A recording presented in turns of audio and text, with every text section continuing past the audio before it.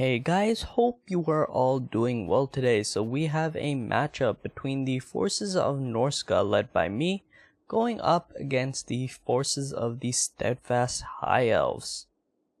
Actually, give me a second, we gotta turn up debug camera, and with that, let's get this battle underway. So for the forces of Norsca, we have a front line of Marauders, backed up by a couple Marauder Berserkers. Marauders themselves don't fare too well against standard Spearmen and Silver Guard that make up the front lines of the High Elves in this build, but Marauder Berserkers are some pretty dangerous anti-infantry units who can likely chew through a lot of the High Elf front line. We have one unit of Fimir Warriors with great weapons, adding some anti-large into this army. We have a Fimir Balefiend of Shadows coming in with Pendulum. Pendulum is really powerful at taking out the relatively closely grouped infantry and archer units of the High Elves. They're really good at taking out things like Keepers of the Flame, which are some very costly units, or Sisters of Avalorn if you ever see them. And the highlight of the Norscan build, of course, is the double War Mammoth. So for one, we have Wulfric the Wanderer, and we have the War Mammoth with War Shrine. So normally, Marauders themselves don't fare too well against the High Elf front line, but when you take this War Mammoth with War Shrine, he actually comes with this buff you can give to any unit really, but they actually work really well on Marauders. It gives them 24 melee attack and 16 leadership. Allows them to last much longer in melee and do much more damage against the elite High Elf infantry such as Silver Guard.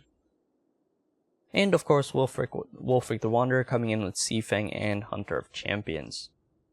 For the Skirmishing Corps, we have two units of Marauder Horsemen with throwing axes, good for counter skirmishing against Illyrian Reavers, and taking down a lot of the heavily armored front lines of the High Elves. We also have a Feral Manticore, good for some gooning attempts or backline harassment. And that's pretty much it for the forces of Norsca, so let's move on to the High Elves. Vanguard deployed are two units of Illyrian Reavers, relatively cheap cavalry, who'll do good at cycle charging the front lines of Norsca, but of course they have to watch out for these Fimir Warriors or any of these Mammoths.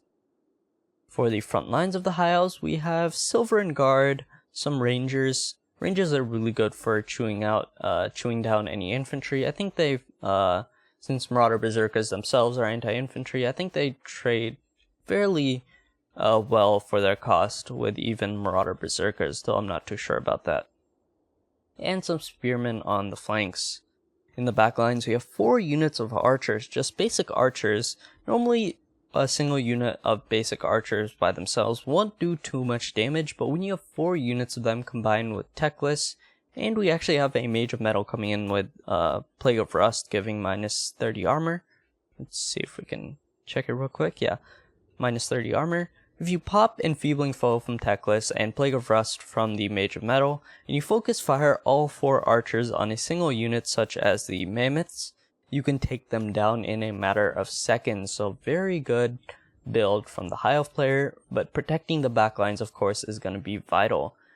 Even the front line actually is pretty elite. We have Keepers of the Flame hidden in the forest, and Silver Guard as well, so they themselves can bog down Mammoths and do a bit of poking damage to them as well.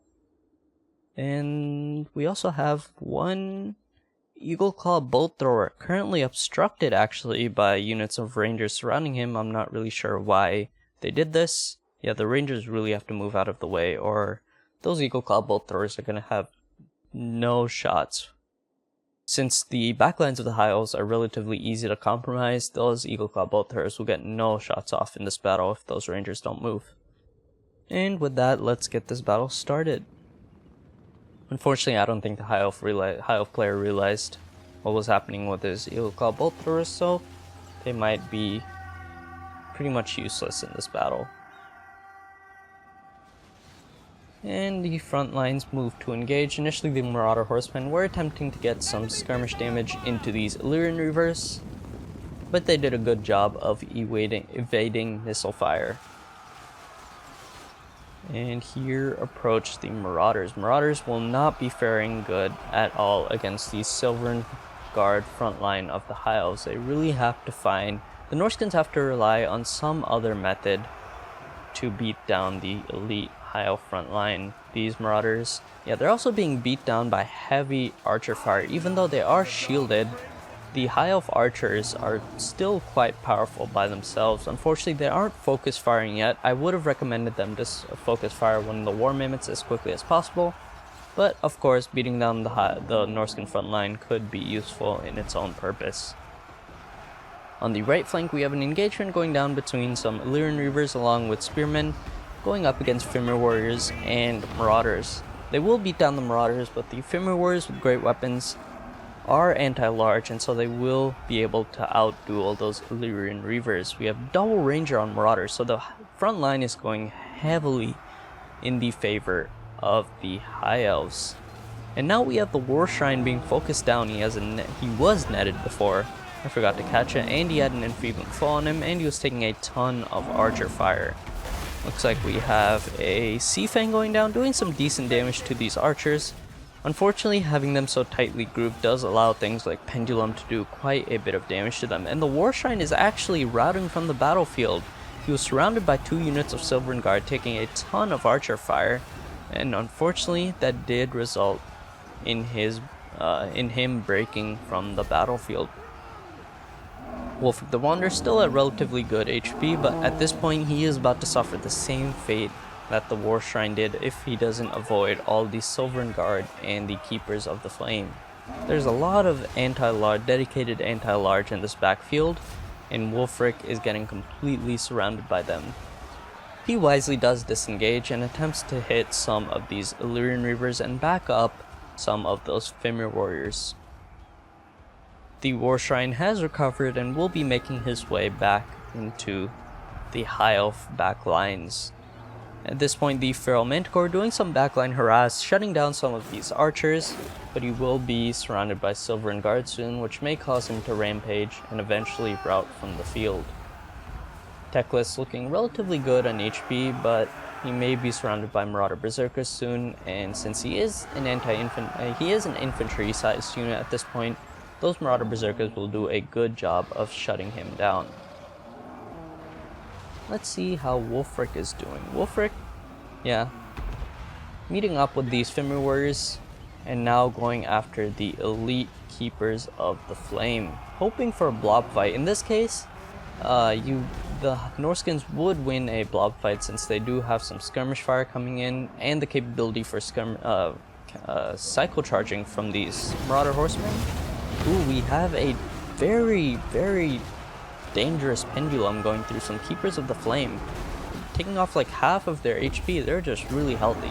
So as I mentioned, there's some cycle charging coming in from these Marauder Horsemen, and that's what really makes blob fights like these so dangerous. You have anti-infantry tools such as Wolfric the Wanderer, and then you have cycle charging tools such as the Marauder Horsemen, who themselves don't have the worst melee stats.